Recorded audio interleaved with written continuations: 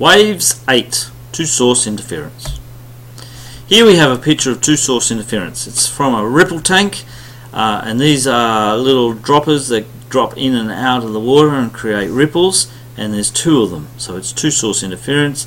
They're both making circular wave fronts that radiate out, and they interfere with each other. Now these guys are said to be in phase in that they're both producing troughs at the same time, or crests at the same time. So they're said to be in phase. And we could move them closer or further apart if we want to be. So when we pull out the ripple tank, we'll actually demonstrate this. So what are we trying to say? Well, when we have two-source interference, the waves meet and they may either reinforce or cancel each other out, basically. And so when they reinforce, they constructively interfere with each other, and you produce a wave that has twice the amplitude, and this is referred to as an antinode. Where they destructively interfere, they cancel each other out, and we have a node. So the terminology there is the same as for standing waves. With two sources in phase, we get a symmetrical arrangement of nodal and antinodal lines, and these lines join nodes together or antinodes together. So a little bit of different terminology there. We have nodal and antinodal lines. There is a line which is called the central maximum, which goes right down the middle for the cases that we look at, and the nodal and antinodal lines are numbered from this central line, and we'll go through that shortly when we look at a diagram or two. So here's a diagram just showing two-source interference, source 1, source 2, in phase because they're both producing the same pattern, and let's say these solid lines are crests. We have our central maximum there. Let's draw it in red. The central maximum line is there, and then if we put our antinodal lines, our nodal lines would be the blue here. That's a nodal line. That's a nodal line, and that's a nodal line. And notice it's symmetrical below as well. And if we went, what's another color? Let's go for yellow. Let's make it a bit thicker. And these guys will be our, what are these? These are crests and crests, or troughs and troughs. So they will be our antinodal lines. Okay, so a nodal line is always separated by an antinodal line, and we get the same pattern there. And if we were to number these, our central maximum is 0. Whoops, we don't need it nearly as thick. And this would be our first nodal line. This would be our second nodal line, and this would be our third nodal line. Whereas this would be our first antinodal line, our second antinodal line, and our third antinodal line. And we number these ones exactly the same, but we treat them exactly the same as well. Okay, so that's just our terminology there. Let's get rid of that. Let's move on to a more complicated diagram. And this is more complicated because we've got dashes for troughs and crests as solid lines, which actually helps it but makes it a bit more confusing a diagram. So here's a source 1, source 2, and if we were to do the same thing again, let's go in red. There, let's make it nice and thick as well.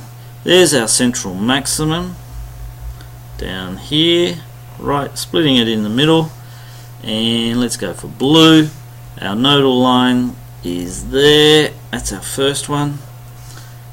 That's our second one. I'm getting a bit shaky. That's our third one. And then there's a fourth one. And there's even a fifth one.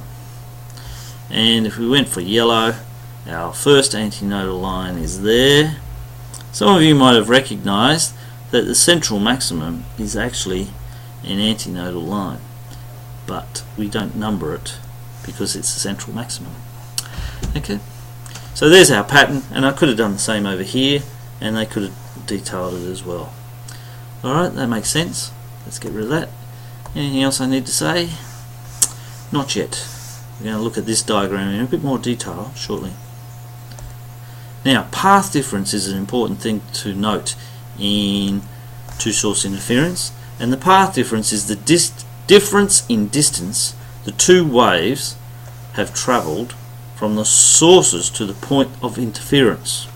Let's say that again. It's the difference in distance that the two waves have travelled from the source to the point of interference. And we'll look at that in a diagram real quick. A couple of things to note though. The path difference on the central maximum is always 0. On antinodal lines, the path difference is always an integer of the wavelength. So on the first antinodal line, the path difference is 1 wavelength. On the second antinodal line, it's 2 wavelengths. And conversely, for nodal lines, the path difference is always half a wavelength. So n is the integer. So if we're on the first nodal line, it's 1 minus a half. So the path difference is half a wavelength. What does that mean? Well, half a wavelength means a trough is interfering with a crest because they're 180 degrees out of phase, or half a wavelength out of phase. So back to this diagram, we can actually see what we mean by path difference. So what is the path difference for x? There's x. Let's get some colour. What happened there? Let's go for yellow again. That seemed to be working. There's our source. There's x. Actually, I don't need to do this.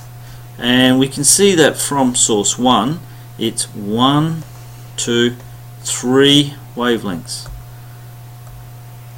Alright, so we counted 3 wavelengths. Then from source 2, it's also 3 wavelengths. How do we know? Well, we go from that wavelength to that wavelength. So here the path difference is 0. And that's one of the reasons why we number the central maximum as 0. Let's have a look at some more.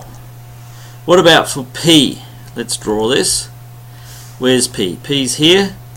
So here the path difference from there to there. Let's count off. There's 1, 2, 3. So it's 4 wavelengths. And let's pick another colour. And from here to here, there's 1 wavelength, 2. So that's 3 wavelengths. So the path difference here is going to be 1 wavelength, and that's because we're on, let's just check, is that right? We're on the first antinodal line. So here the path difference equals 1 wavelength. And if we looked on the second antinodal line, it would be 2 wavelengths. Let's get rid of that. Let's click again. What about for Q? If we look at Q, it gets a bit more tricky. What colour was good? Red? I think so. Let's make it a little bit thinner. So we're going for Q from source 1. There we go. Let's count off. It gets confusing. 1, 2, 3, 4, 5 and a half. 5 and a half wavelengths. Whereas here, we go down to here, there's 1, 2, 3, 4, 5, what is it? 1, 2, 3, 4 and a half. Okay, so the path difference is 1 wavelength because we're on the first antinodal line, even though it's trough coinciding with trough. Now the other thing we should note here is, and this is what confuses students a bit, is that the waves that are interfering were not generated at the same time. The only place where waves generated at the same time interfere with each other is in the central maximum. Okay, this trough here that is interfering with this trough here was generated one whole period before this trough. Okay, and as you go further around, the time delay gets even greater. So I want you to have a look at that diagram and see if you can work out the path difference for D, B and Y. So pause it now and have a look. Okay, so you should now be able to look at the example in your textbook on page 314, and we're just going to go to a quick little animation here, I think, and we'll just show you what that looks like in Java, if it works. Okay, let's go to water. So here we have some drips. Here we have some drips. We've got two source interference. If we play it, oh go away. If we play it, we can see that we're generating our wave fronts, and notice here these fuzzy lines. Okay, they're going to be, now let's get this right, these are going to be your nodal lines, where you have smooth water because you're getting constantly destructive interference. Now if we pause that and move to sound, we get exactly the same thing happening with sound. Notice here we've got more nodal lines because we've got a different frequency, and the number of nodal lines relates to the frequency of the sources that interfere. And if we go to light, again a different pattern, always symmetrical around the central line for us. Let's just get this going. So there's our light, and these are super troughs and super crests that are moving, but here you've got areas of destructive interference, our nodal lines. Okay, now if I get rid of that, my computer might work a little bit better. Okay, so one application of this was X-ray diffraction. In 1912 it was predicted that atoms in a crystal could diffract X-rays, and so what they did is they shone X-rays onto some crystals and they got a scattering effect, a diffraction pattern, and it wasn't until 1915 that someone was able to derive the theory that explained that. Now why was that important? Because we're using basically interference patterns to work out the atomic structure of materials, and we still use it today, X-ray diffraction. How does it work? Well, you have your crystal or your block of something. Most chemicals can be made into crystal form, and you shine your X-rays through it, you get a pattern like this, and it tells you the arrangement of the atoms within that crystal, and still done nowadays mainly by computers. Now we can get two source interference from sound. You get exactly the same arrangement, and we'll actually do this in class, and we get our nodes and antinodal lines, and the difference being, instead of getting super crests and super troughs in terms of waves on water, where you have a nodal line you don't hear any sound. Okay, it's quiet because you're getting destructive interference, whereas on your antinodal lines you get a loud sound heard. And water, here we have two sources. This is diffraction, so we're having waves come in, we've got two gaps, each gap is acting as a diffraction and producing a wave front, which are in phase, and they come and interfere with each other, and notice that we've got some nodal lines there as well.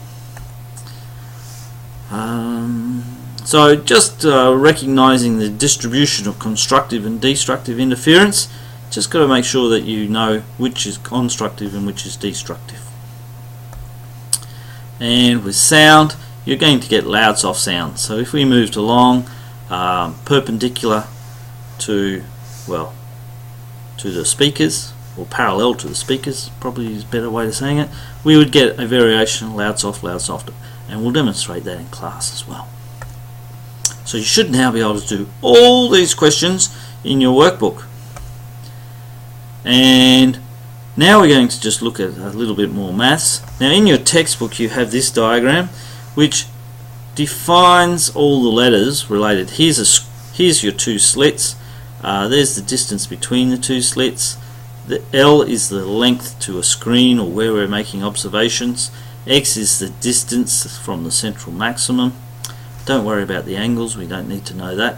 But this also just shows the path difference. So here, if we're on the first nodal line, L is pretty much the path from S1. But from S2, it's L plus this bit here. And that's the path difference, which has to be half a wavelength because it's on the first order nodal line. Now in your textbook you have a formula that can tell you which you can use to work out the slit distance how far you are from the central line, how far the screen or the observation is made, depending on whether or not you're on a nodal line or an antinodal line. Now in Tasmania, on our formula sheet, we have this sheet, this formula here, which is the one you should practice using. And what this defines is W is the fringe spacing, and that's the distance between either between nodal lines or antinodal lines, not nodal lines and antinodal lines. It's lines that have the same sort of interference happening. So in sound, that would be the difference, the distance between loud sounds or quiet sounds. In waves, it would be nodal lines or destructive interference.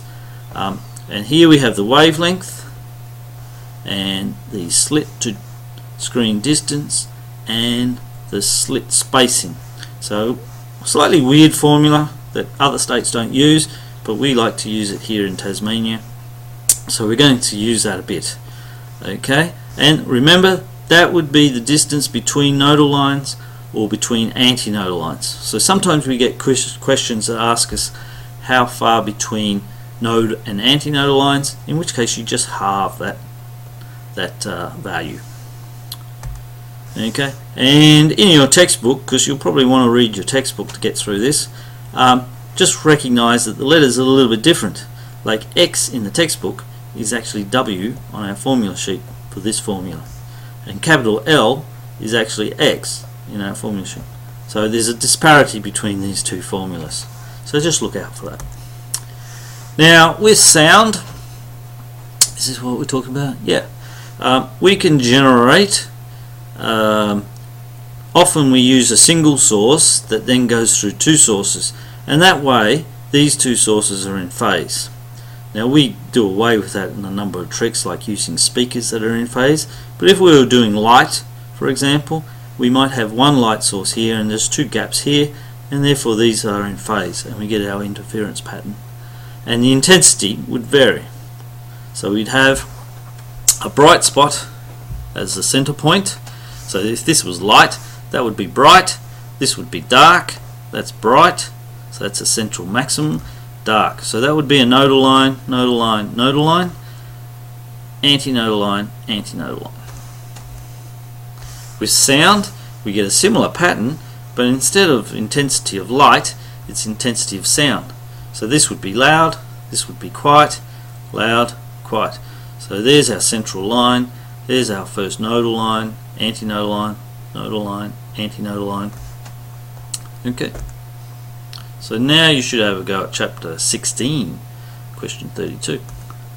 And in the next video, after you've done a whole lot of questions, we'll do beats. See ya.